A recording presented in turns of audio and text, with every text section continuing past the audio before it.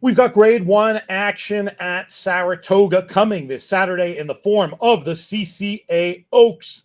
3-year-olds going a mile and an eighth. And sometimes we come on here and we talk about races and we like to give clever tips and maybe a long shot and this and that.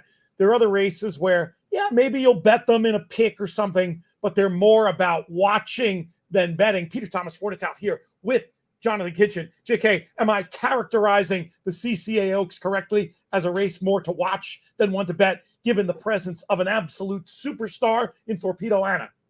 Well, thank goodness for multi-race wagers like the pick 5 and the pick 6. You can still bet this race by singling Thorpedo Anna. I will say this, though. Look, at Saratoga, I've seen more dominant horses, better horses lose. We saw American Pharaoh get beat here. I remember a few years ago, Midnight Bisou, who was on an unbelievable run, got beat here. We've seen lots of really talented, good horses lose races here. With that said, I don't think Thorpedo Anna is one of those. I do think that Candied's at least a little bit interesting as a former grade one winner, a horse who's been training well, who came back and ran well down at Monmouth after missing the Kentucky Oaks. I think she's one to consider as an alternative, but she would be like a C type for me. To me, it's all about Thorpedo Anna. And I think after this, the conversation is going to get pretty hot and heavy about whether or not she'll be running in the Alabama or the Travers.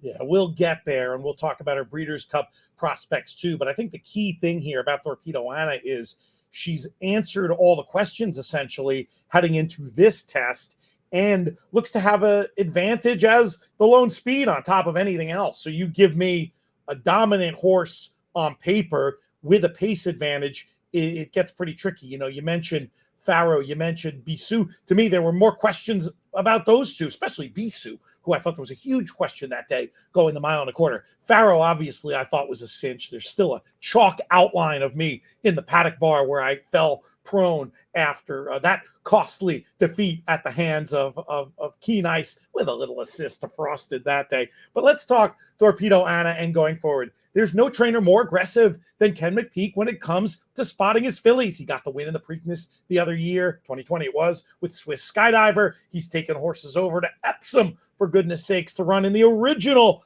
Oaks. Do you think he'll resist the temptation, assuming she wins this well? Do you think he'll resist the temptation to stick with his own sex? And do you think she might just run against the boys for that mile and a quarter test in the Travers? Put on your look in your crystal ball, JK, and tell me how this is going to go down. Yeah, I mean, there's going to be a lot of conversation about it, but I think the crystal ball is going to say no. I think this weekend in the Haskell, there's going to be a horse. We'll save it for which horse I think that's going to be. That's going to be pretty impressive winning the Haskell. He'll be wheeled back in the Travers, and then Mystic Dan hopefully will show up in the Travers, and those two situations will be enough for Kenny to kind of redirect back to the Alabama with Thorpedo Anna. It's still a test of sorts in terms of going the distance, and there will be other mile and a quarter opportunities down the line if he decides he wants to get super duper ambitious. Let's talk about her at the Breeders' Cup. We've seen female Breeders' Cup winners before in the Classic in terms of Zenyatta a few years back, granted on the synthetic, though she did everything but win on the dirt the following year at Churchill Downs. Do you think that could be the ultimate Breeders' Cup target for this Kenny McPeek trainee, assuming everything she does, what your crystal ball is predicting, stays against her own sex and continues to be this dominant? Where do you think she's going to end her season? Yeah, I hope she ends up in the Classic so I can completely toss her out. She's going to run in the distaff. Look, Thorpedo Anna is really good. She's clearly the best female of her generation, and no one will argue that, and no one should argue that throughout this year. She'll prove it again on Saturday, in my opinion. But she's not super sensational Rachel Alexandra, Havre de Grace, Zenyatta. She's just not doing those types of things on the racetrack that make it an obvious play for her to start running against the boys at every opportunity.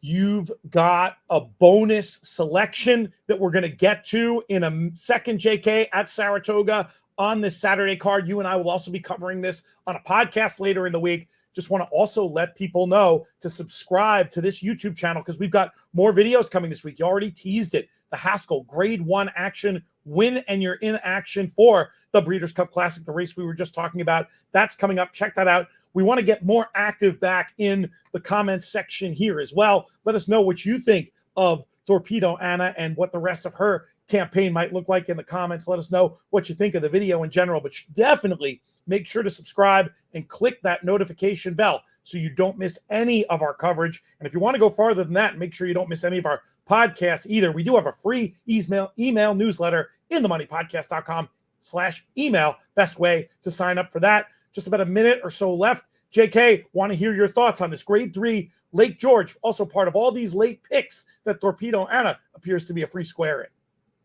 Yeah, look, I think oversubscribed is going to be overbet. I also think Sweet Rebecca, who they bet last time, they're going to come back and bet this horse again. There's 2 horses that got my attention. The one, Gavia, down on the inside for Alstall, cutting back from the 9 furlongs of the Regret, but not something you see very often. A cutback from 9 furlongs to a mile with a horse with some tactical speed drawn towards the inside. You get Brian Hernandez, who's extremely comfortable down on the inside. Ask Mystic Dan in the Kentucky Derby. And then Manama Gold. First time getting to the grass for Todd Pletcher. This horse is a full to overcharged, one of the best turf sprinters in the country. And I think that Manama Gold has a little bit of turf pedigree. I thought she ran well last time, and I think we'll run well in here. I'm going to try to beat those 2 Chad Brown runners with Gavia and Manama Gold. Trying to beat Chad Brown in a turf race at Saratoga. Sometimes famous last words, but we appreciate how bold it is, and those races are connected directly to the CCA Oaks. So you can play doubles there, get involved in all your late picks. For JK, I'm Peter Thomas Fornatale. Keep it locked to the In the Money Media YouTube channel. Lots more content on here. We're going to see you very soon. So keep it locked to In the Money Media.